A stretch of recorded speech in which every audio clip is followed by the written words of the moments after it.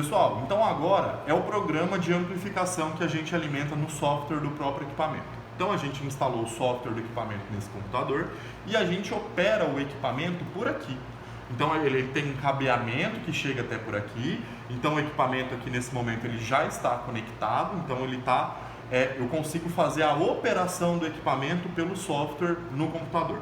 A gente prefere fazer pelo computador porque fica mais fácil da gente conseguir operar do que pela tela do próprio equipamento. Nesse momento, pessoal, eu tenho já pré-programado aquilo que o kit do meu Master Mix trouxe. Como que tem que ser feita a amplificação, quais são os ciclos, quanto que isso deve ser operado, né? Quais as condições de amplificação que isso deve ser operado.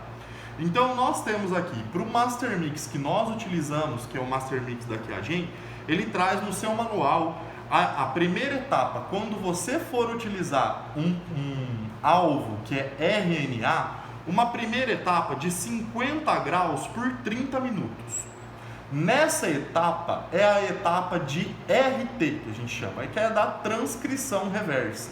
É a temperatura ideal, 50 graus, para a enzima que faz a conversão do RNA em DNA, que faz a etapa da transcrição reversa, que é a transcriptase reversa, por 30 minutos. Então, antes de começar qualquer procedimento dentro da placa, qualquer amplificação, ele vai ter essa etapa que é a etapa de RT. Então, durante a RT, ele vai ficar 30 minutos para a enzima ter a sua ação, transformando o RNA em DNA. E todos os combustíveis que ela precisa para isso, para sintetizar o RNA em DNA, já estão disponíveis no meio do Master Mix, né, que vai compor as novas fitas de DNA. Então essa etapa ela é conjunta, por isso que a gente chama de kit One Step, protocolo de amplificação One Step, porque ele é uma etapa só com vírus RNA. Ele não precisa de uma etapa adicional, que é a etapa da RT.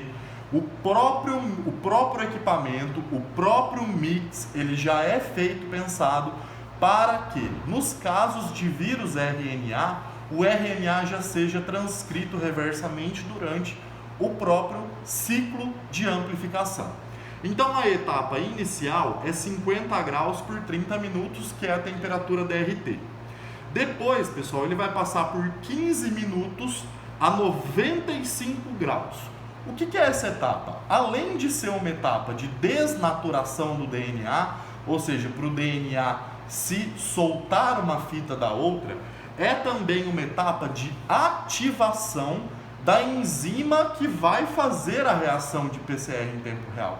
Da enzima que vai, da polimerase, que vai polimerizar as novas fitas. Então essa temperatura ela é fundamental para quê? Esse ciclo de uma vez só, né? Um ciclo de 95 por 15, ele é importante para você fazer a ativação das enzimas que estão presentes lá dentro da sua reação. Depois, ele vai passar por 45 ciclos, ele já tem previsto aqui 45 ciclos, de 94 por 15 minutos, que é a condição de desnaturação, 94 por 15 segundos, né? E depois 60 graus por 1 minuto. 60 graus por 1 minuto, pessoal, é a etapa de anelamento e de extensão, que nesse caso aqui é a mesma. Então ele não tem a etapa de extensão separada do anelamento. Então o anelamento e a extensão é na mesma etapa. Nesse momento, no final do primeiro ciclo, um fragmento de DNA virou 2. No final do segundo ciclo, os 2 viraram 4. No terceiro ciclo, 4 virou 8. E é exatamente isso que ele quantifica na PCR em tempo real a cada ciclo. Então, a cada final de leitura, tá vendo aqui que ele tem scan? Ele vai escanear, ele vai ler ao final de cada ciclo de amplificação todos os postos.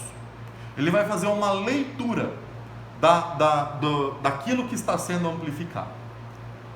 Então, ao final de cada ciclo, a leitura ela é realizada pelo equipamento. lá por aqueles canais de leitura em cada um dos poços. Então, ele vai fazendo esses ciclos, terminou o anelamento, a extensão, faz a leitura, volta para a desnaturação. Faz anelamento, extensão, faz a leitura, volta de novo. Então, ele vai fazendo esses ciclos por 45 vezes. 60 graus por 1 minuto, faz a leitura, volta para a desnaturação. 94 por 15, depois 60 por 1 minuto, faz a leitura e volta. E ele vai fazer isso 45 ciclos. Lembra que eu falei para vocês que como as temperaturas elas são muito importantes quando a gente fala de evaporação da amostra do bloco, o bloco geralmente trabalha a temperaturas de 95 graus, a amostra pode evaporar. Sempre para evitar que a amostra evapore, a tampa é sempre mais quente que a amostra. Então, o máximo que o bloco vai chegar é 95 graus. A tampa vai chegar sempre, ela vai ser mantida a 97, para evitar a evaporação e a condensação na amostra, nessa parte do filme que cobre o poço. Então esse programa, pessoal, ele pode ser, a visualização dele pode ser feita assim, ele pode ser feito assim também, é a mesma coisa. Aqui a etapa de RT, um ciclo, segunda etapa, desnaturação e ativação, aí 45 ciclos de desnaturação, anelamento e extensão conjugado com a leitura ao final desse ciclo. E aí ele volta e retoma.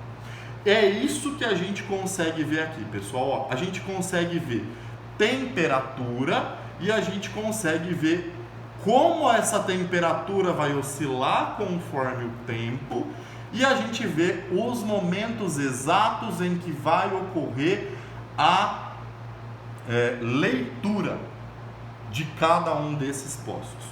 Então, esse aqui é o programa de verificação, de monitoramento da sua amplificação. A gente faz a leitura, esse equipamento, ele é um equipamento que ele tem 5 canais de leitura, ou seja, ele poderia ler 5 comprimentos de onda diferente. Então, cada canal de leitura, ele tem um canal Fan, canal Joe, canal ROX, ele pode ler comprimentos de onda diferente. A gente sempre usa, né, o que é recomendado, como a gente está fazendo uma PCR multiplex, mas cada poço detecta um determinado fragmento do gene, a gente faz a leitura em um canal só. Porque eu não preciso fazer leitura em mais de um canal, porque cada poço tem uma amostra com um primer e uma probe. Então eu preciso fazer uma leitura só de cada poço. Então nesse caso a gente usa o canal Fan, que é o canal Blue, é a mesma coisa. A gente faz a leitura, tá vendo que ele está marcado aqui? A gente faz a leitura sempre no canal Fan. Então essa leitura é feita por esse canal de leitura, que é um canal, é um comprimento de onda que ele é suficiente para fazer a leitura. E as amostras também são programadas. Então aqui tá vendo, ele mostra para mim a placa. Nesse programa que ele já foi alimentado, ele mostra para mim a curva padrão na primeira coluna, que é a curva do N1. A curva padrão do N2, também para eu quantificar quanto tem em cada um e eu fazer essa curva padrão de quantificação. E aqui embaixo, sempre no H, né, o H1 e o H2 é o meu controle positivo, também marcado. O restante dos poços são as minhas amostras. Então eu tenho que saber quem está no C4, quem está no C3, está no C4, que está no C5. Então eu sempre tenho que manter essa correspondência entre as minhas amostras e o que eu estou lendo. Então eu sempre faço pareado com curva padrão e eu faço o exame de cada amostra N1, N2 e controle interno de cada uma dessas amostras que eu estou avaliando. O programa já sabe que isso vai acontecer e eu já tenho isso aqui salvo. Terminando o ciclo de amplificação, por exemplo, aqui a gente colocou a placa no termo, o programa já está certo, ele já está tudo programado, como que ele tem que ler, qual local, quais as etapas de amplificação, e aí eu posso dar Start, que é quando ele vai começar esse ciclo. Nesse caso aqui eu posso até começar, lá tem uma placa de referência já no equipamento, o equipamento está bem aqui do meu lado, né? Ele vai começar e ele já vai me dar o tempo, ó, ele está começando a rodar o programa, ele começou a rodar a amplificação e ele vai me mostrar aqui a etapa que ele está e quanto tempo falta para terminar. E a cada ciclo, tá vendo aqui os ciclos, ele vai me dando uma intensidade de quantificação. A cada um, ciclo 1, ciclo 2, ciclo 3, ciclo 4. As leituras vão começar a partir do ciclo 1. Então ele vai me quantificando aqui quanto que ele verificou em cada uma dessas etapas. Ó, aqui ele já me mostrou que ele está na etapa número 1, ele está no step 1 de 4 steps, de 4 passos, falta um tempo de 2 horas e 9. Então, cada placa, né, gasta pelo menos ali 2 horas e 10 minutos. Professor, como que eu faço a última... Vou parar essa corrida aqui. Como que eu faço a leitura? Quando terminar os ciclos, como que eu faço essa leitura? Deixa eu abrir aqui para vocês a leitura da última placa. Open bem claro, of the last round. Samples.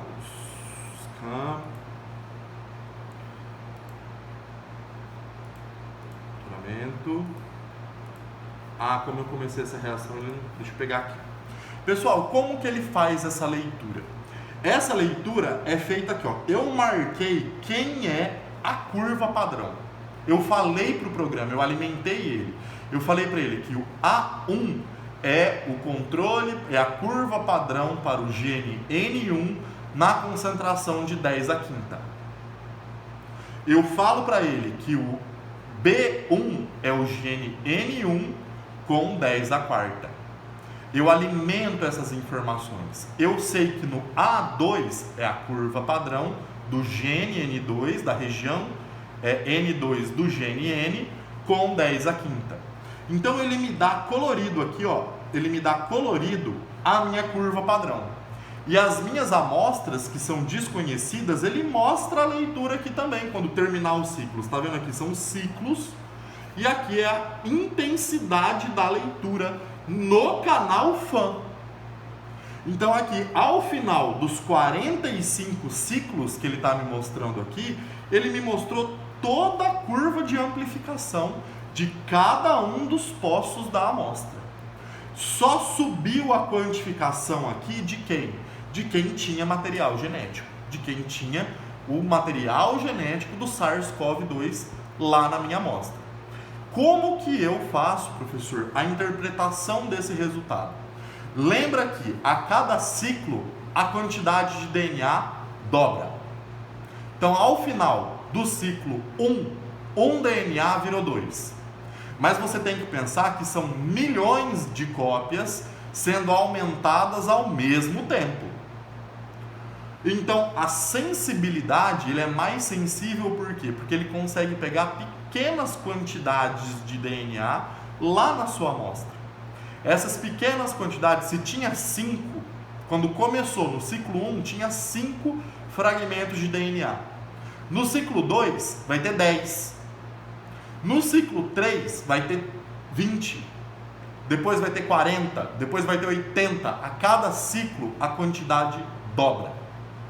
Ou seja, quanto menor a quantidade de ciclos em que foi possível fazer a quantificação acima do limite de detecção, mais quantidade de DNA eu tinha lá no começo da amostra. Por isso que ele é uma PCR quantitativa. Quanto menor o ciclo, quanto menos ciclos precisou para detectar o material genético acima do limite de detecção, mais material genético tinha na sua amostra lá no começo. Por isso que o PCR em tempo real, ele auxilia muito no diagnóstico do coronavírus, porque ele indica a quantificação desse material genético. Ele me dá a carga viral que esse paciente tem, o quanto de material genético tinha na amostra do meu paciente.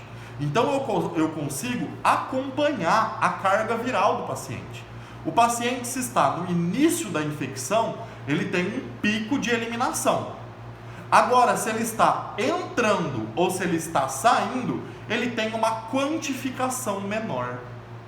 A quantificação maior eu vejo quando? Quando ele precisou de menos ciclos para ser quantificado acima do limite de quantificação. O que ele chama aqui de limite de quantificação? Ele chama de threshold, que é um termo em inglês. Threshold. Esse limite de quantificação, ele determina automaticamente pelo equipamento, conforme as leituras, e ele me mostra o ciclo em que aquela amostra ultrapassou o threshold. Isso me dá o valor de CT. O que é o CT de um paciente, professor? CT é o Cycle Threshold.